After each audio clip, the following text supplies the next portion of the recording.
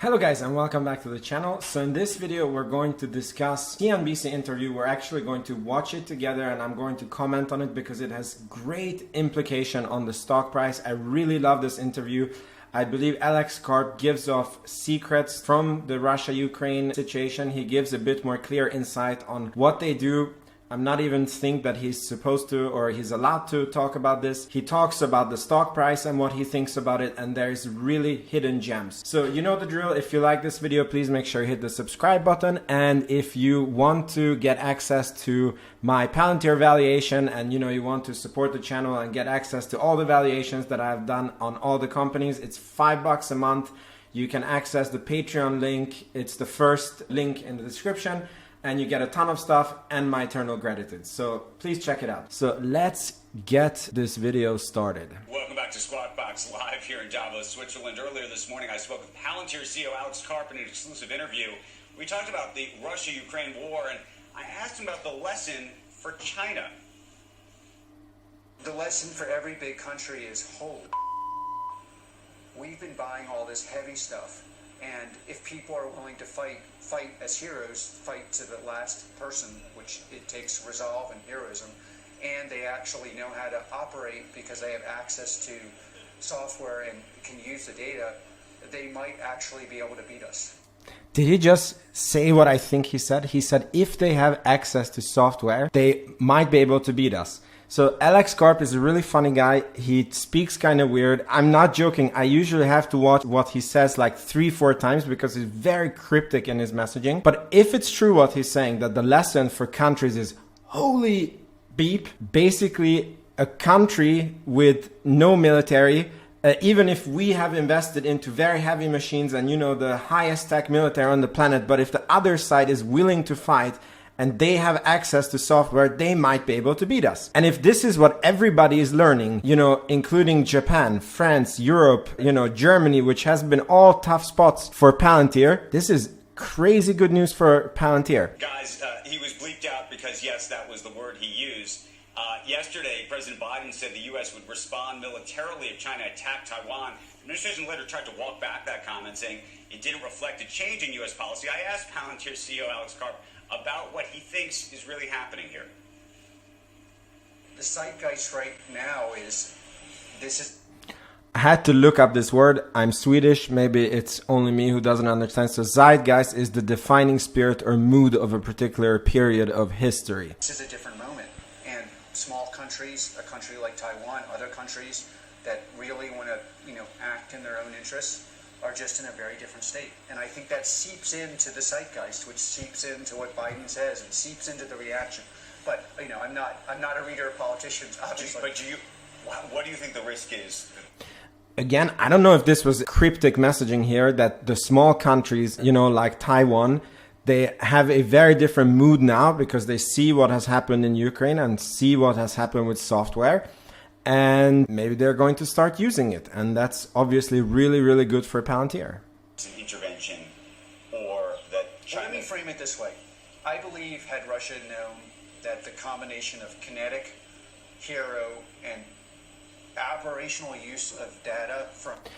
I don't understand what he says here. Can somebody in the comments help me out? He says something like the kinetic, hero, and operational use of data.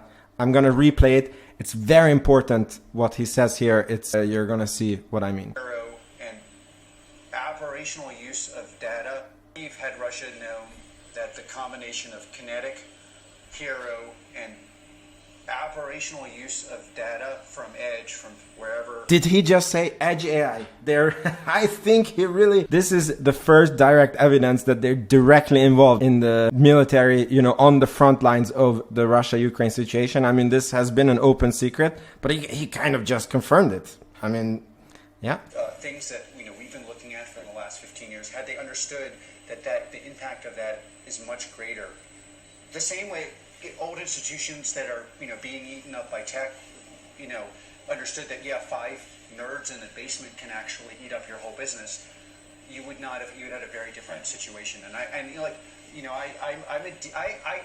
deeply respectful of our adversaries. Like China and Russia are super interesting, super complicated, super sophisticated, highly competent cultures. they understand everything I'm saying, and they're metabolizing it. Metabolizing new reality takes time. Wow. So 5 nerds in the basement can eat up your company, and had Russia known, you know, what Ukraine and the West can do with software, they would have never attacked. And this is a day of reckoning. And he said China sees this, you know, Russia sees this, many other countries see this. And this is potentially crazy good for Palantir. Again, I did another video, which I'm going to link here, about how cryptically Palantir speaks. And this is one of the hardest thing with them. But I think this is super, super bullish for the stock price. So now we're going to continue with the interview. When you have a stock in the system, you go into unpredictable. And one of the reasons we underestimate the risk is we've had, since World War II, a system that's functioned. Basically, most people in the West have gotten more educated, wealthier, and people believe that system will override. It'll be rational. It'll be rational. But we're now in a moment where the system actually flips, and they're just moments of complete irrationality. And our institutions have not taught us how to deal with that, and therefore we systematically underestimate the risk that. What do you think the risk is? If you were to handicap. Well, I think most people think the risk is like below 1%. I think, of course, it depends on the duration. So if you have a long duration, I think, yeah, the risk is modelable, and it's probably in like the 20-30% range. How do you think this ends? I don't know. But I think, well, I'll tell you, first of all, what's begun now is every large nation in the world is evaluating, wait a minute, is our offensive capability actually offense, or will defense offense like in Ukraine be able to beat us? And that every single large country in the world is looking at this, not just our adversaries, but also our allies. Again, it's a repetition of what I've already said. Every single country is looking at this. Palantir is trading below $8 a share now. Year to date, you can look at that stock and just how far it's fallen. We talked about the stock and asked him about whether he watches the stock price. Really, never. But you must look at it, given what's happened, given the collapse. And I asked because I imagine that you have employees who are looking at that stock price, and that creates its own complication. Let me explain. Let me just, first of all, Palantir has launched 5 of the most important products in the world, some of which are playing an active role in every part of your life, both in terms of disseminating COVID, vaccine, and lots of things we don't talk about. 5 of the most important products, and some we don't talk about. I wonder what that is. It's a subtle flex right here, guys. People think we're idiots or crazy or insane, and very often these products power the world. So I don't see doing on a DPO any different than launching a product. We're in very difficult times. Palantir is built for difficult times. Of course, I care what employees, investors are going through, but what they should care about, and what I care about is, where's the company going to be in a couple years? And let me tell you another thing about bad times. Our primary competition are startups invigorated by the hot, somewhat caustic, and addictive fumes of lease venture dollars. Those companies are being cut off from the vapors of those fumes, and that affects my business much more than any stock price, meaning that I do not lose employees to these companies that are 2 days before they fail. The people that should come to Palantir and power a better world don't go to a startup that's going to essentially build consumer products that help none of us. So that's like a massive opportunity for Palantir. Wow. Even further proof, I never thought of this aspect that the venture dollars being cut off means that they have less competition, and obviously they're cash flow positive, they have free cash flow, they have no debt, they have very high quality revenue from governments, which are always going to be around. So this situation is greatly helping their business. He took the gloves off, no holding back about what he was speaking about there in terms of his views of Silicon Valley. I also asked Karp, though, about the perception of Palantir on Wall Street, and specifically a report by Morgan Stanley, an analyst there, that questioned whether Palantir should actually be valued as a true software company or a consulting firm. I know what they're going to say in 2 years. Why do I read them now? What are they going to say in 2 years? They're going to say, you know what? Palantir focused on building high-quality revenue. 60% of it comes from the only source that isn't going to go away.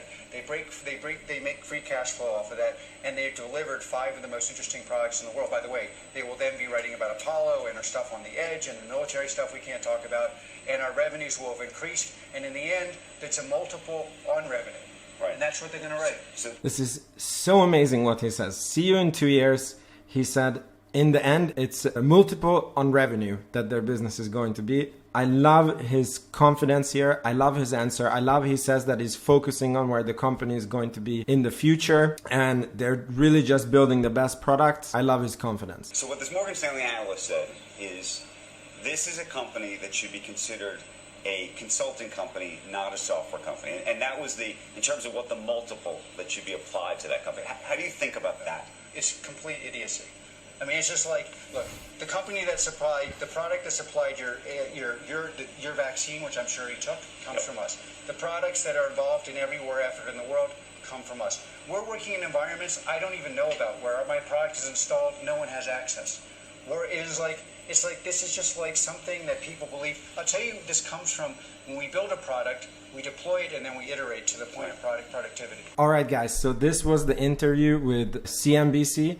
And because the stock price has been falling, obviously everybody is questioning, is my thesis correct? You know, do I see this correctly? And what I'm looking for in those times, because if you are so lucky that you have a company that is doing great, has a bright future, and the stock price is still crashing, then you're basically getting a discount and a, very rare opportunity in your life to create real wealth. And I just want to remind everybody that despite the stock price falling, this company is doing better than ever on every metric that you can think of. The current macro environment, based on this interview, is really, really favoring them. Right now, every country is basically thinking about using them in some way or using a service like them. Maybe it's a competitor to them. Because of the Fed tightening cycle, their competition is being cut off. I mean, remember, in 2019, they had 742 million total revenue for the year. And in 2021, they had 1.5 billion. That's a doubling in 2 years. They're keeping their guidance. They have a lot of upside for them. I love how confident the CEO was. I loved his answers. I really have trust in him, and I believe that this is the case. Obviously, this is not investment advice, but I believe that this is the case of the market just giving us a crazy discount. Thank you for watching. Let me know what you think in the comments. Make sure you subscribe, and I will see you in the next video. Ciao, ciao.